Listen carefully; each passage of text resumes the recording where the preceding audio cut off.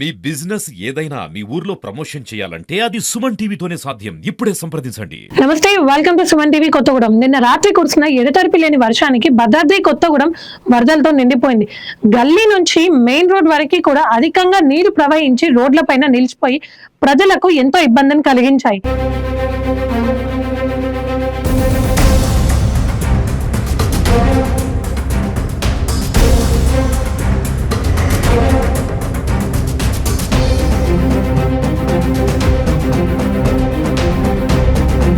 గత 3 రోజుల నుంచి కురిసిన వర్షాలు తగ్గుముఖం పట్టాయి అని అనుకునే లోపే అర్ధరాత్రి 1 గంట నుంచి తెల్లవారుజామున వరకు కూడా భారీ వర్షం కురిసింది.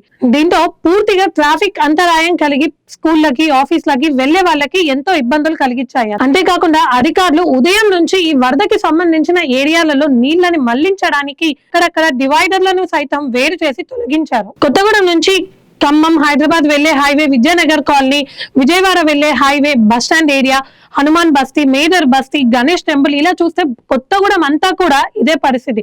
స్కూళ్ళకి, ఆఫీసులకి వెళ్ళాలి అని అనుకునే వారు ఎటు చూసినా కూడా ఇరు వైపులా కూడా నీళ్లతో నిండిపోయి నీళ్లలో ఇరుక్కునే పరిస్థితి ఏర్పడింది. మోకాళ్ల లోతు నీరు చేరడంతో విద్యానగర్ కాలనీలోని ట్రాఫిక్ ని విద్యానగర్ బైపాస్ కి రూట్ మళ్లించడంతో వాహనాలకి భారీ అంతరాయం కలిగింది.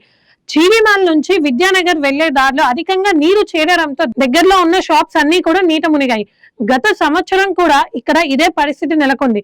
తేలికపాటి వర్షం కురిసినా, చిన్నపాటి చినుకు పడినా కూడా అధికంగా నీరు వచ్చి నీట మునగడం అనేది జరుగుతుంది. మరి దీని గురించి అధికారులు పరిష్కార మార్గాన్ని చూపెట్టడం లేదు అని ప్రజలు వెల్లడిస్తున్నారు. మరి ఇక డ్రైనేజ్ వ్యవస్థ కూడా సరిగ్గా లేకపోవడం అనేది ఈ అధిక నీరు చేయడానికి ప్రధాన కారణంగా ప్రజలు చెప్తున్నారు. వరద నీటిలో మునిగిన ప్రతిసారి కూడా అధికారులు ఏదో ఒక హడావుడి చేసి పరిష్కార మార్గాన్ని వెతకడానికి వెనకడుగు వేస్తున్నారు. అధికారులు, నాయకులు, ఎంప్లాయీస్ ఉండే ఏరియాలో ఇంత నిర్లక్ష్యం ఎందుకు అని ప్రజలు ప్రశ్నిస్తున్నారు. మరి ఈ అధికారుల నిర్లక్ష్య వైఖరికి పులి స్టాప్ ఎప్పుడు పడుతుందో, ఈ వరద ప్రవాహానికి, ఈ సమస్యకి పరిష్కార మార్గం ఎప్పుడు దొరుకుతుందో అని ప్రజలు వేచి చూస్తున్నారు.